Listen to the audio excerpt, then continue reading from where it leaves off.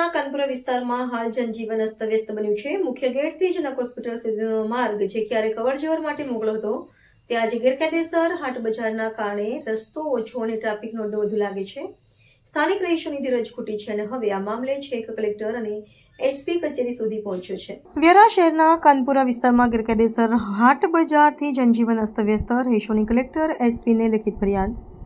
વ્યારા શહેરના કાનપુરા વિસ્તારમાં મુખ્ય ગેટથી જનક હોસ્પિટલ સુધીના માર્ગ પર ગેરકાયદેસર રીતે ફેલાયેલા હાટ બજારોને કારણે સ્થાનિક રહીશો આકરા પાણી બની ઉઠ્યા છે। કોરોના કાળ પછી પાત્રના અને હાટ બજારના વેપારીઓની રોજી રોટી મળી રહે તે આશયથી થોડા સમય માટે બજારને મંજૂરી આપવામાં આવી હતી, પરંતુ હાલ પરિસ્થિતિ સંપૂર્ણપણે નિયંત્રણ બહાર ગઈ હોવાનો આક્ષેપ કરવામાં આવી રહ્યો છે।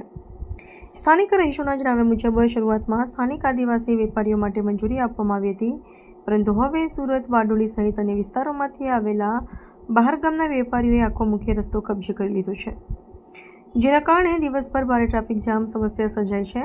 સાથે જ ગંદકીનું સામ્રાજ્ય ફેલાતું જઈ રહ્યું છે અને સુરક્ષાનો ગંભીર પ્રશ્ન પણ ઊભો થયો છે। ખાસ કરીને માતા બહેનો માટે સ્થિતિ અત્યંત ચિંતાજનક બની છે।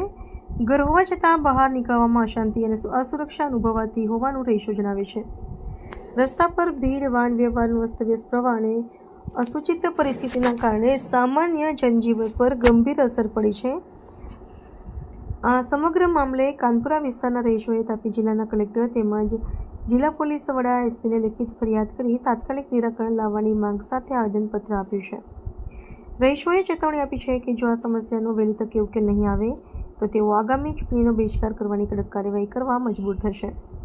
હાલ સમગ્ર વિસ્તારમાં મુદ્દે ભારે ચર્ચા ચાલી રહી છે અને હવે તંત્ર દ્વારા શું પગલાં લેવાશે તેની ઉપર સૌની નજર મંડાયેલી છે। નમસ્તે, હું અક્ષય પંચાલ। અમે સૌ કાનપુરાના રહેવાસીઓ આજે તો ભેગા મળીને અમારા વિસ્તારનો છેલ્લા ઘણા સમયથી ટ્રાફિક જે અમારા અહીંયા અસ્થાયી રૂપે બજાર બેસાડવામાં આવ્યો છે તેના લીધે અમારે સ્થાનિક ઘણી બધી મુસીબતોનો સામનો કરવો પડી રહ્યો છે। તેના કારણે આજે અમે વ્યારા નગરપાલિકા અને કલેક્ટરશ્રીને આવેદનપત્ર આપ્યું હતું। ત્યારબાદ અમે એસપી કરીને અમારા જે પ્રશ્ન હતો તેની રજૂઆત કરી છે।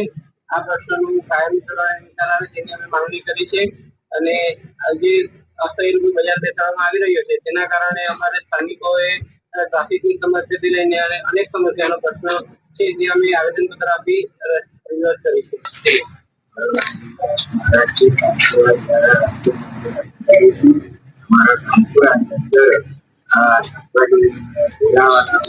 બહુ ચાન્સ છે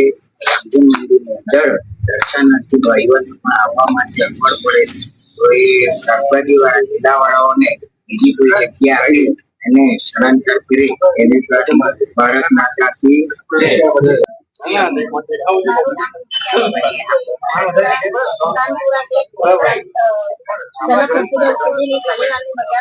અમારી વિનંતી છે। ચોરીઓનો ભય વધે છે, અમારે પાર્કિંગની અગવડ પડે છે, નહીં જોવાના માણસો પણ જોવામાં આવે છે અને ચોરીઓનો ભય વધે છે।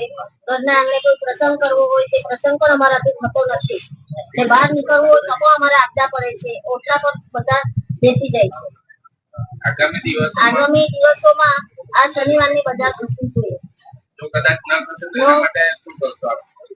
ચૂંટણીનો બહિષ્કાર કરવામાં આવશે।